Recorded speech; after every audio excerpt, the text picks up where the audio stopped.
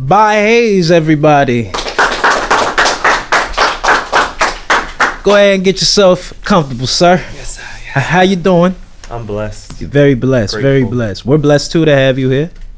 Thank you so much for coming, showcasing your talent. So live. Welcome. I'm just so grateful to be here, surrounded by all this beautiful art. It's giving Jersey energy. The room is Jersey. Big Jersey. I'm ready to see what we about to talk about. You know, how we giving it up? Oh yeah, we're gonna get to it. But first, I want to talk about the song you just performed for us. Yes. Can you share what this song is? What it's about? What's it called? Yes. How it came about? It's called "What You Need." Okay.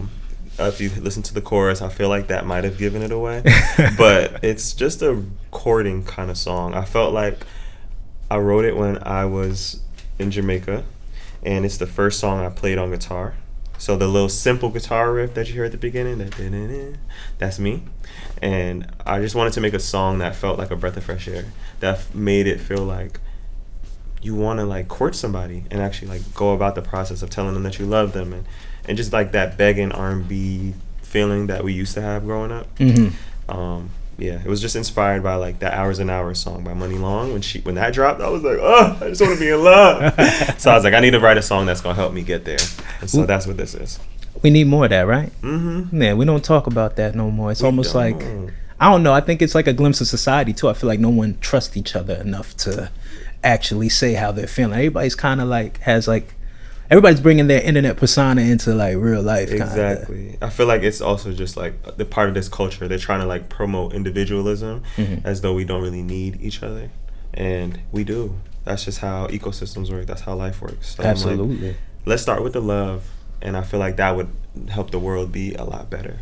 You know? No, yeah. So that's sure. kind of the goal. I love the positivity. You know it. Love it. I'm always give that. That's as all much we as need. I can, you know? The architect of holistic sounds. Ooh, that sounds so dope, right? It's a fire alias. Shout out to Sir Moore, Joseph Moore from Jersey. He honestly coined that term. Oh wow. One day he heard my music and like saw me doing something. He was like, "You like the architect of holistics?" I said, "I'm gonna take that and use it." No, And for sure. Now here we are. That's fire. Your music is very it's very enchanting. Ooh. It's almost like, are you familiar with like, I forgot what the type of music it is, but you're supposed to listen to it when you're on like ayahuasca or like tripping. Like it's kind of like chanting music. Are you familiar with like that? ambient music? Absolutely. Is a part of it, and yeah, I love that kind of music. I feel like one of my godmother, her name's Karma. She essentially would put me onto groups like Beautiful Chorus. Okay. And they make mantra music, and I would listen to that just to make sure that like I would get my mind right and bring me peace. So I was like, okay, we can use music to help uplift and provide people with nurturing. So that's why I've been like exploring a lot of that in my sound. I hear it. It comes through. I think everyone can agree. Yeah, I'm glad it's working, because Right. I think I used to get afraid of it being like corny or like too, you know, like typical. But I feel like I've been finding a really good way to make it like accessible to all ages. Yeah, And I think that's kind of my goal. it's a balance. Like you kind of blend a lot of different genres. Definitely. Yeah, for sure. I love doing that. So there are those who like music, but those that really don't understand the power of it. And you definitely fall on the latter of that. When was the first time you experienced like the power of music, where it hits you just a little deeper than just bobbing your head? I would say it had to be just in church, you know. Being taken to church as a child wasn't always the most fun, because Jamaican church would be like 6 hours. I'm gonna stop you. I'm Jamaican too. I know exactly what's So going on. you know what I there. mean. We will sing abundantly for like 3 hours, and then we'll finally maybe get into the sermon. You go in at 8, leave at like 3, hungry. If you're lucky, if you don't have second service, you got second service, you there till 10 o'clock, midnight, whatever. Exactly. So I feel like that is probably where I found it, because you know, you're sitting there, you're seeing music create space for people to heal and unfold and catch the Holy Spirit, and they're spinning, and then like the claps when they're doing the church clap, and you're just like feeling the vibration. So I feel like that is where I first saw. I was like, oh, this works, and you know, I think maybe in a contemporary space, I would just say, just watching my peers like stand over their artist. So it's like you're standing over the artist in this song. That's probably the other place that I saw the power in. I feel like people don't really make the connection to like church. Like the church churns out so much talent, and it really is the first place where like you feel it. Like you feel people falling out. I've been to, I was in a Pentecostal church, so you know how they give it up. That's my grandpa. Right. And he was the reverend, so it's like we really couldn't leave early. Yeah, I'm a PK kid. Right. I know what time it is, man. We don't even gotta go into it. Right. Let's save that for another. All right. I've heard you say in a previous interview, creation is like kind of to have fun, and it's almost like child work. Yeah. Is it still that for you? Yes. Absolutely. Right? Like I feel like my younger self is like elated every time I drop something, or every time I get in the studio with somebody I love, you know. I'm like, it's also like you're making a child, like with this song. I feel like I view my songs as my babies, so why would I go have on a baby with somebody I don't know, absolutely, who doesn't really respect the process and doesn't want to like take care of this baby and make them grow to be their best self. So I had like a theory, or it was kind of like an idea I've always sat with, that it's called chasing childhood. And I feel like the most pivotal time of cultivating creativity is in childhood. Like children are just like unhinged, like they're free to be silly, free to be unrealistic, and I believe those that go the creative route in adulthood are trying to chase that, trying to get back to that. So how have you been able to carry that lightheartedness, carry that joy of creation into adulthood? Because I feel like when life gets to life and people lose that. You know, I think a lot of it just has to do with just natural values, and it's a choice. You know, I feel like we forget as humans that we have the power of choice. So joy is a choice, just like sadness is a choice, but it doesn't mean it's an easy choice to make and carry. So I feel like I have to create rituals and just like environments that feed me, so it makes it easier for me to have access to my joy. So like being responsible about where I live, making sure my house is peaceful, making sure I'm eating good things that aren't gonna trigger me to be sluggish or sad, you know. Journaling, I'm always introspecting and reflecting on seeing how my mind works. So if I do have those sad moments, I'm like, oh, that's what it is. Name it, kill the negative thought, you know, and replace it with something positive. So I feel like doing stuff like that.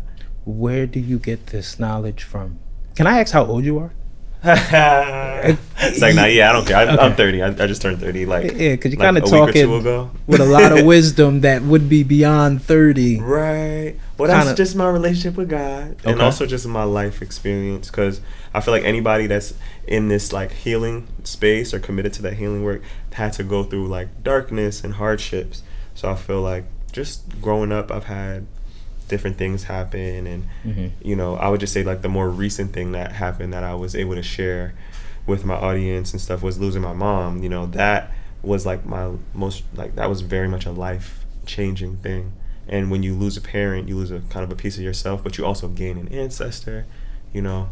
So now you have access to new ideas, new ways of being, and just new gifts. So I feel like I'm just, again, very committed to my faith and being around people that are also committed to their faith, so that I can learn as well, because I don't know everything, you know. So I'm just a student to life, a student to faith, student of my craft.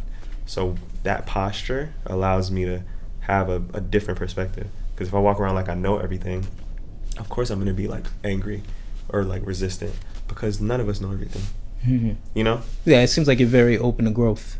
Yeah, because like it's going to happen regardless. Change is inevitable. Growth isn't going to happen if you don't want it to, you know. But I'm just receptive to growth, receptive to change, because I want to expand, you know. Do you think growth, it's always tied to positive? Do you think you can grow negatively as well? Oh yeah. So no matter what, you're growing. You're gonna grow, but like, where are you growing towards? Are you growing like deep roots, or are you like regressing? You know? Yeah. So I feel like it could be either or. Like, are you growing a bad habit? Like, I tell people, like, what is this creating? Like, if we are gonna choose a lyric, what is that creating? Like, yeah. So I'm not gonna like curse myself with my words. Like, we talk about the power of the tongue in the Bible all the time. So like, I'm gonna be mindful of the lyrics, because if I'm singing this, it literally will manifest in your life. And I was actually going to ask you that. You're very conscious about what you take in, right? And obviously what you put out, it seems like frequency wise, like music has gotten like very dark, but it feels like it's like lightening up a little bit. Yeah, it is. People are starting to have fun again. Like, they're waking up. Yeah, what do you think that is? Like, when you say they're waking up, what is that? I just think it's the way of the world, because the people who are in charge of creating the music back in the day, they had an agenda. And again, we're in America. It's a very sex-driven country and culture. You can't lie and say the music industry doesn't sell sex.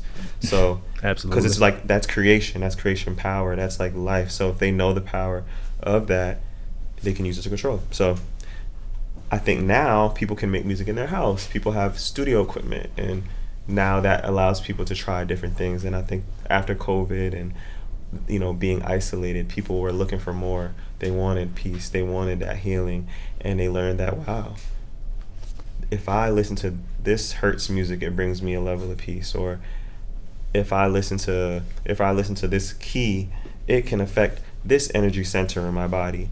So I think that's where the curiosity and why you're seeing more artists lean into it. And plus also wellness is very profitable.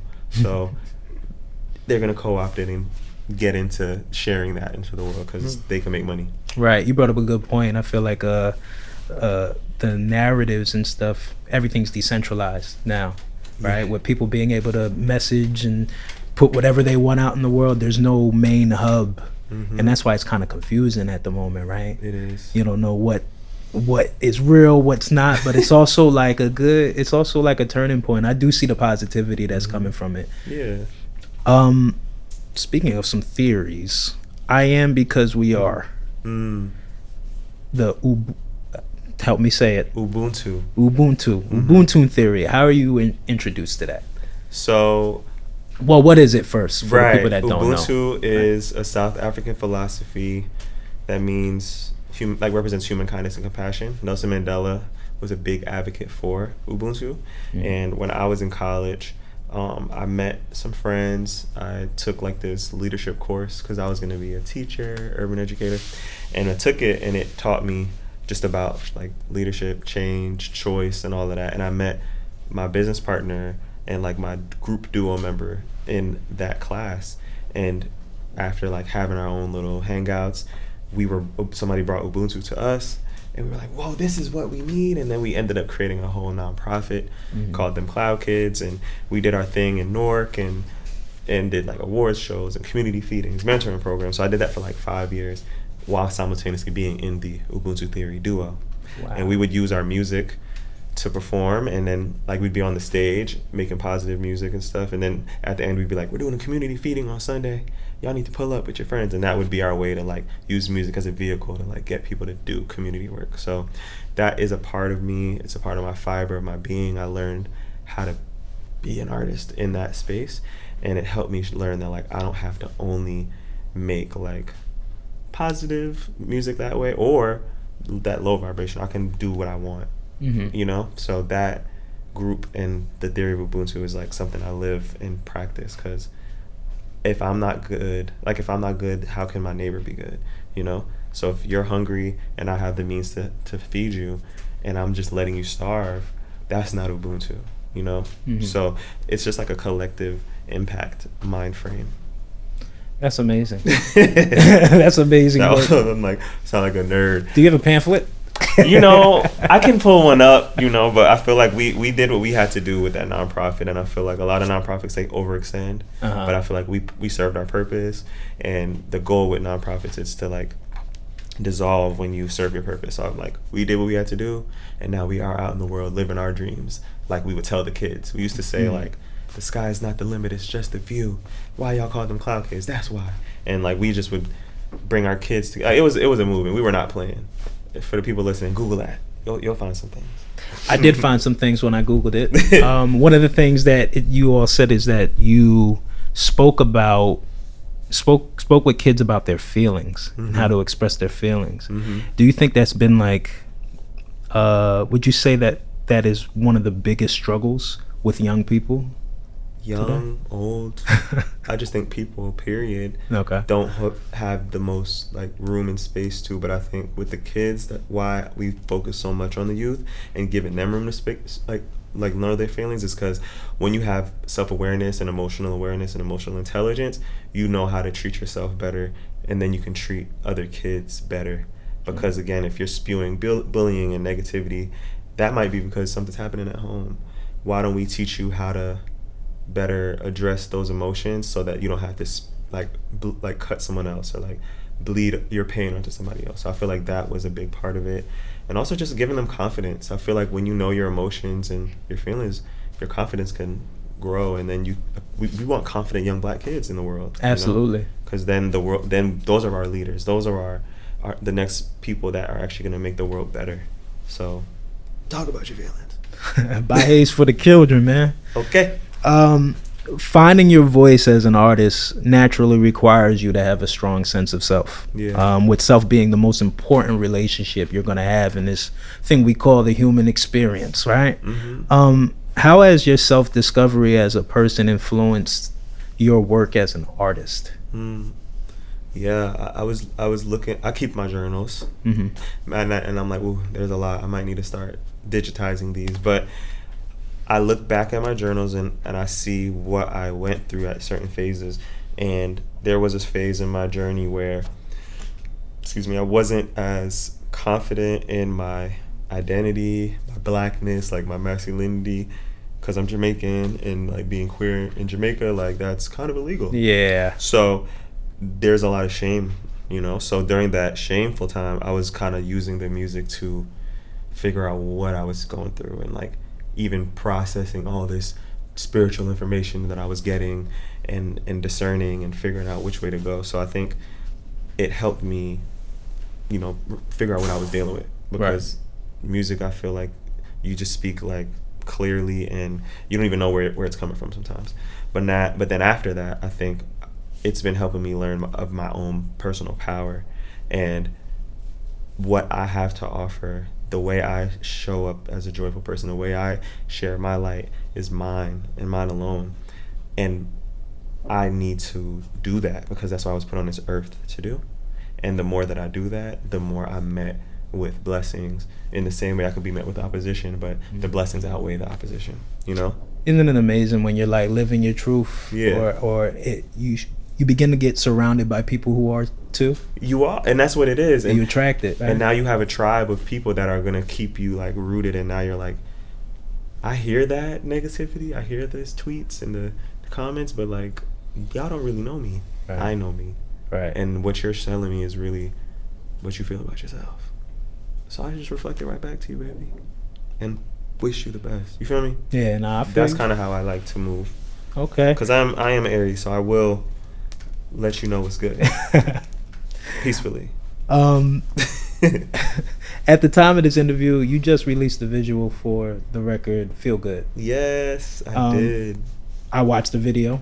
What'd you think? Dope as hell. Thank you. Dope visual. Jersey. Where was Jersey. That at? Where was that filmed at? So that was filmed in Malibu. Is this beach called Doom Point. Love it. It's just a really calm place. And I had essentially my friend Safa, who's featured on the song, she came out to Jersey, and funny enough, like we literally recorded that second part of that verse the night before and shot the video the next day. So we shot it there, and all my friends from Jersey who live in Cali ended up coming out. So shout out to Conrad, Lotus, Sherelle, Travar. They all came, and then Blaze the Rebel edited it. So it just was like a very Jersey production. I love it. Just with a taste of Cali. I love it. So I'm a music dork, and I go over to Apple Music, and to my surprise, you have the song, the instrumental, the slow version, the acapella. I instantly go to acapella. Yeah. I want to hear all the shits. My favorite part. I want to hear the harmonies, the imperfections. I want to hear the breaths. Right. Right. And the decisions you make to keep stuff in, keep stuff out. That's me. Same. But I'm listening to the lyrics, and this song has a lot more substance to me personally than your average club song. I'll take it. Kind of fire. Right. Was it organic? Like the creation of it, like the whole creative process. Again, that's like Safa and I's friendship ID card, because that was like our first time hanging out, like in person. Oh, when really? We made that song. So she came to Cali around Christmas, and we recorded it and wrote it, and I produced it and everything, and we just like got it right. And she had came up with the chorus, like, you know how to make me feel good, and I'm like, yes, love that. And like we just like kept bouncing back and forth and co-writing everything, and we wanted the first part of the song to kind of feel real, because we've all been there. We've all been in like a cat and mouse loving like situation or relationship, and then we resolved it in the second half of the song. Okay. We're saying like, we're making something beautiful. It's feeling like a miracle. I don't want to leave you alone because you know how to make me feel good, rather than leaning into the, oh, I called you and you didn't pick up. Oh, da da da da. Like, we've been there, but that's just like, I love the contrast thing, because like when the music hits, you just want to move. Exactly. Right. But then when I started paying attention to the lyrics, I'm listening to acapella, it was like, I called you last night, but you hit decline. It was just like, and now you're trying to change my mind. Right. And it's kind of like it feels like Outkast, Hey Ya. Wow. Right? I love them. Have you ever paid attention to the lyrics to Hey Ya? Nah, I have to like dive deeper, because I've heard them, but like, what would you say? No, I have the lyrics here. Oh, okay, put me on. All right. My baby don't mess around, because I love her so, and this I know for sure. But does she really wanna, but can't stand to see me walk out the door? Don't try to fight the feeling, because the thought alone is killing me right now. Thank God for mom and dad for sticking two together, because we don't know how. And then he goes, y'all don't hear me, you just want to dance. Literally. And that's low-key what it feels like. Right. Everyone's just like, you know how to make me feel good. Right. Like, by the time the chorus hit, I'm going. Right. And I can't do the Wu-Tang and nothing like that. I can teach you, man. You don't gotta get as low. That was just a good knee day. That was them 28-year-old knees. Yeah, I'm past that. My knees is cooked. Okay. I'm gonna pray for them. So I did see that you called this a genre, that you may have created a new genre called Jersey Club Soul. Right. And I think is like the best description of that. Come on, Jersey. Yeah, come on. That was given to me again by another Jersey person. They said, this sound like Jersey Club Soul. You hanging with the right people. Yeah. I'm like, despite the Twitter debacle that occurred as a result of that, I would say it was so funny. Like, got like 4 million views on one post. And wow. 2 million over here, and it was just like, you're erasing Chicago house. I was like, guys, can you explain? I'm outside of the club music thing. Right. What is this like territorial beef of genre of music with club? So I feel like, Baltimore club is definitely a big part of the foundation. Chicago house music, Detroit, Jersey, and then of course like New York. These are places that would have a lot of like house music parties and events. So naturally the DJs would, swap and borrow this and take that and create new subgenres, because house is a huge genre that has like so many different subgenres. Right. So the Jersey Club specifically was taken like from elements of Chicago and Baltimore, and then they became Jersey Club. And I think a lot of it is like the way that the kick hits, but also the way that the vocals are chopped, the type of instrumentation that's chosen, and just the energy and the BPM. So it's naturally, I feel like, higher up these days. Like it's like usually like 130 to 144. But Jersey Club Soul, why I said it on that was because it was a 120 BPM track. Okay. And again, the soul is the harmonies, the vocals, the writing, artists like Cookie Kawai. Yep. She, to me, was one of the first artists that I heard on a Jersey Club track singing in that way that made me feel like calm and at ease and could see myself doing it, you know? But like, shout out to like Natus and Unique and all these other producers and like Elite and Ezra. These are people that kind of, I was around, that kind of poured into me and taught me just a little thing or two about actually producing Jersey Club. So if I want to call it Jersey Club Apple or Jersey Club Bounce or whatever, I feel like it's my art. I should be able to name it because I'm not erasing anything, because I know my history and I speak about the history. So right. With that being said, do you think Jersey gets enough credit for its contribution to club music? I feel like it's starting to. Okay. But I think that it can never be enough until like I see, if I can type Jersey Club as a genre, you know, that's when I think it would be a really cool opportunity to feel like we're getting our recognition, because I think it's clear that it's profitable everywhere in the music industry. Everyone's getting a Jersey Club remix now. Like, I think DJ Smalls is like the new like guy in the industry to like remix your song, and I've always loved his production. So I think like it's getting its notoriety as like something that people are liking, but I think people don't know that it's Jersey Club, because like when Sierra did it with Level Up, people were just like, this is hot. But we're working. I feel like we're getting close. That's big Jersey, man. Yeah, big Jersey. What other genres or artists can you name that like really inspire you? Like who's putting in the work right now in your eyes? That's like out right now? Yeah. Okay. I just listen to the most random stuff, and I'll be honestly listening to myself. But okay, I feel like modern day artists that I'm into, this was probably gonna sound crazy, I like women artists more. They cooking right now. Yeah, they're the ones. So like Baby Tate is really great because again, she can sing, she can rap and produce, and the genres she creates are just so vast. I love Doechii, I love Azealia Banks, I love Ice Spice too. She's fun. Like, I like artists that make fun music, but grew up loving Erykah Badu, Janelle Monáe. These are people that I feel like influence me intention wise.